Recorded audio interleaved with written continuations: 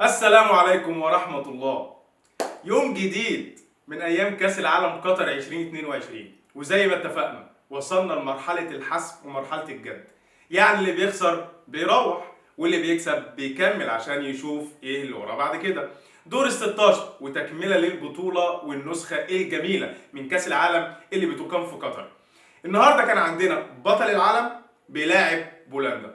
بطل العالم السابق او النسخه اللي فاتت وهو منتخب فرنسا يقدر يفوز، يعني من وجهه نظري انا بمنتهى السهوله 3-1 على المنتخب البولندي. عاوز تعرف ايه اللي حصل؟ طبعا هحكي لك. اربط حزامك وشايك وقهوتك وحصلني. بص يا جدعان، زي ما اتفقنا ولو انت متابع معايا الحلقات، زي ما قلت لك قبل كده، في ماتشات كده ما فيهاش كوره.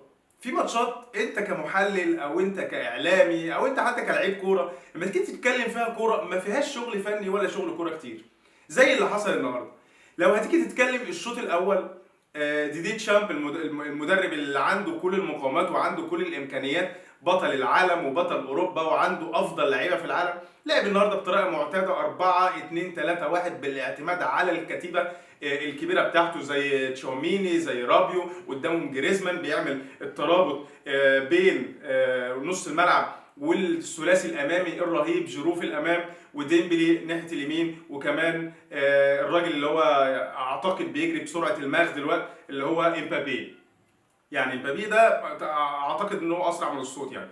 على النقيض بقى عمنا تشيسلاف ده، ولا الراجل اللي هو الغريب ده اللي هو بتاع بولندا. وانا يعني قبل ما ابدا عايز اقول كلمتين. النهارده الشوط الاولاني الناس كلها طلعت وقالت لك ايه، منتخب بولندا عمل شوط عالمي وتكتيكي. بصوا يا جدعان، ده كله ده اي هوكس. من وجهه نظري انا ده اي هوكس، محدش يضحك عليكم. منتخب بولندا ده منتخب سيء جدا، منتخب بيلعب كره عقيمه جدا، منتخب ما بيتطورش، منتخب عامل يعني صربيا متطوره عنه. هناك عمنا فيتش، وهنا عمنا ليفاندوفسكي. كل حاجه النهارده سيلافاز ده لعب بكل حاجه فيها فيسكي في الاخر، لعب بكمبينسكي ولعب بليفاندوفسكي ولعب بزيلينسكي، اي حاجه فيها اسكي. لكن هم عملوا ايه؟ الراجل يا باشا على الورق لعب 3-4-2-1، لكن في ارض الواقع رص الاتوبيس الجميل بتاعه قدام ال 18 وبيلعب على المرتده. عمل ايه طول الماتش؟ راح بكورتين. الكره الاولانيه فعلا راح وعمل هجمه مرتده وهجمه حلوه كانت ممكن تيجي جون. الهجمه الثانيه ضربه جزاء 90 دقيقه او يمكن 100 دقيقه كمان. يعني مش دي كوره. منتخب بولندا منتخب سيء. تعالى نشوف منتخب بولندا اصلا صعد ازاي. خد اتنين من الارجنتين وكان وان سايد جيم. خد التعادل من المكسيك. حتى مباراة السعودية اللي المفروض ان هي صعدته، السعودية مسكته قالت له العلبة دي فيها ايه؟ مسكته يعني ضرب حتى الصباح، خدته ورا مصنع الكراسي زي ما بيقول، والراجل بخبرته قدر يكسب. لكن هو ولا منتخب متطور ولا اي بتنجان ولا حد يضحك عليك ويقول لك اصل هو عمل اللي عليه. منتخب يا باشا عنده حارس مرمى كان موفق وهو فعلا عامل بطوله كويسه، وعنده ليفاندوفسكي. غير كده هو بيهجص عليك. على النقيض بقى منتخب فرنسا. منتخب فرنسا المباراه ممكن انت شايف ان انت عارف تسايره وان انت عارف تهاجمه وان انت وهم عمالين يخبطوا ومبابي يروح ما بيجيبش، جريزمان مش ماشيه معاه، ديمبلي مش ماشيه معاه، وفجاه تلاقي النتيجه 3 و4. عندهم كل المقاومات. وانا قلت لك من البدايه منتخب فرنسا هيتعب اي فريق يقابله عشان الحته الهجوميه عنده غير طبيعيه. الحته الهجوميه عنده مش طبيعيه، عنده اتنين لعيبه واحد ضد واحد بيفوتوا من اي حد، بيلعبوا برجلهم الاثنين. عندهم جيرو رقم 9 زي ما الكتاب بيقول.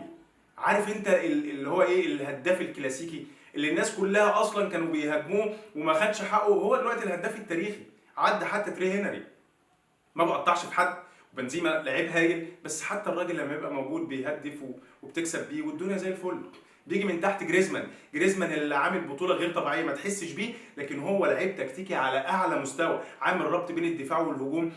لعيب كده موجود في كل المربعات بتاعه الملعب، حتى الدفاع النهارده كان بيشيل وبيدافع، في الهجوم بتلاقيه موجود.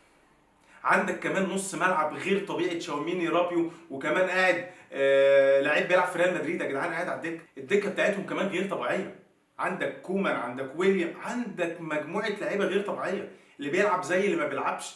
فانت منتخب يعني الفرق النهارده في الجوده والسرعات وكل حاجه كانت كبيره قوي. منتخب يعني كان يقول لك لا نتمنى ان هو يعمل اداء كويس وممكن يصعد ايه؟ هتبوظوا كاس العالم. احنا عايزين الفرق اللي هي ممتعانا، الفرق اللي هو بعيد عن التوقعات. الدور الاولاني كان حلو، كان فيه كرة حلوه، ما تعرفش مين هيكسب مين، لكن دلوقتي احنا دخلنا في الجد. لما تطلع لي المانيا وتطلع لي مش عارف الارجنتين وتطلع لي فرنسا، هنتفرج على مين؟ هنتفرج على بولندا؟ لا طبعا.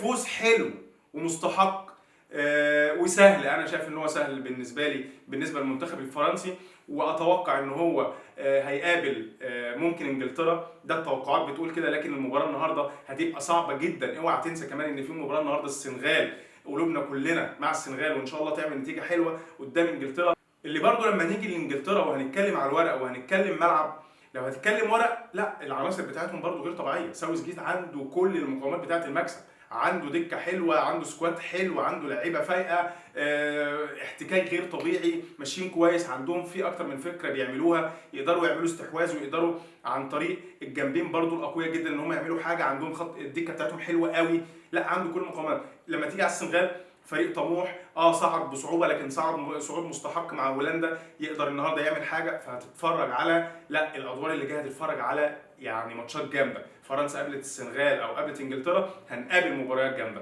عشان كده انا بقول لك اوعى تنسى، انزل عشان تشوفني تاني، اعمل اشتراك ولايك وشير للقناه. انا محمد شعبان، واشوفك على خير.